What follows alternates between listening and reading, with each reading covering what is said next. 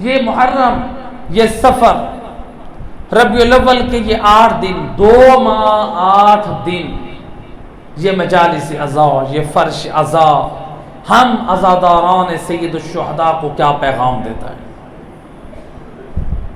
ذرا تھوڑا ملاحظہ کرتے ہیں۔ حاجی حج پہ جاتا ہے 40 دن کے لیے، زیادہ سے زیادہ، کم سے کم 14 دن کے لیے۔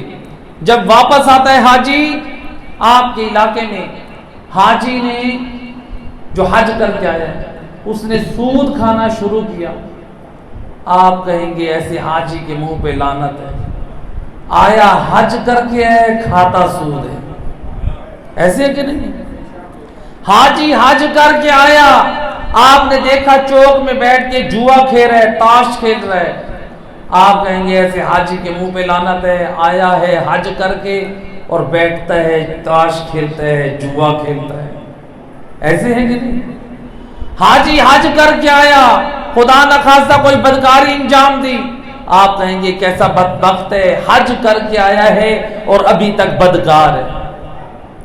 تو گویا آپ سمجھتے ہیں جو حاجی حج کر کے آیا ہے وہ وہاں سے توبہ کر کے آئے، اپنے اندر اللہ کے گھر کی ایسی پاک خوشبو لے کر آئے، لوگ کہیں کہ ماشاءاللہ اب نمازی بن گیا ہے، با اخلاق بن گیا ہے، با کردار بن گیا ہے، اس نے سچی اور پکی توبہ کر لی ہے۔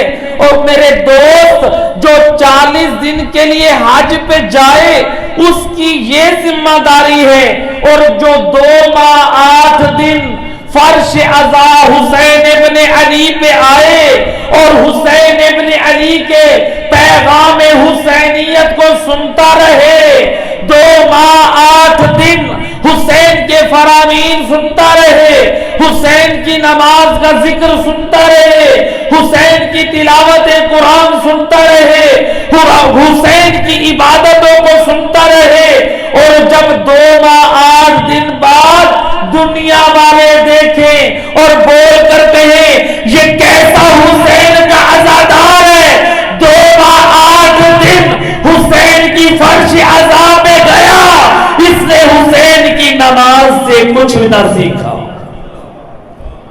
اس نے حسین کی تلاوت قرآن سے کچھ نہ سیکھا، اس نے حسین کے پاک کردار سے کچھ نہ سیکھا، اس نے حسین کی سیرت سے کچھ نہ سیکھا۔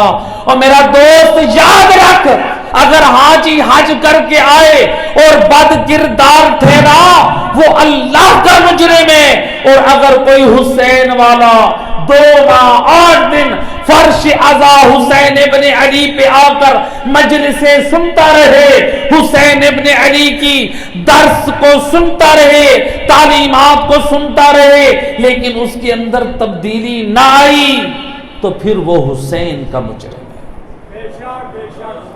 ہم کہتے ہیں ہے ہماری کربلا، کربلا جو کہتے ہیں ہماری درسگاہ، کربلا کیا مطلب؟ آپ نے کربلا سے کیا سیکھا ہے؟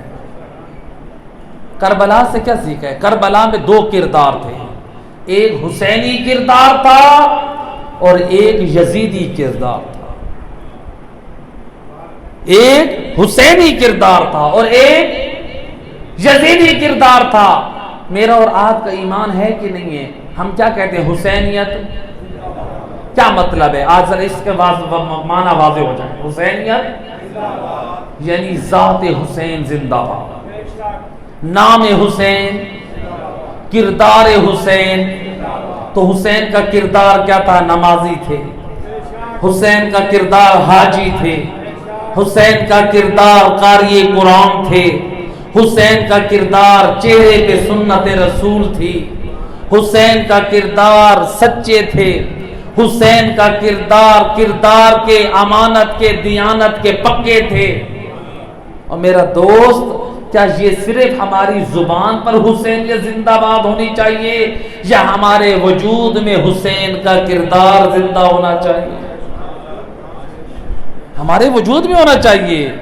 اور ادھر سے ہم کہیں یزیدیت، کس کس کا ایمان ہے؟ یزیدیت مرد آباد، یزیدیت مرد آباد ہے کہ نہیں ہے؟ بے شک ہے، جزیدیت مرتبات کا کیا مطلب ہے؟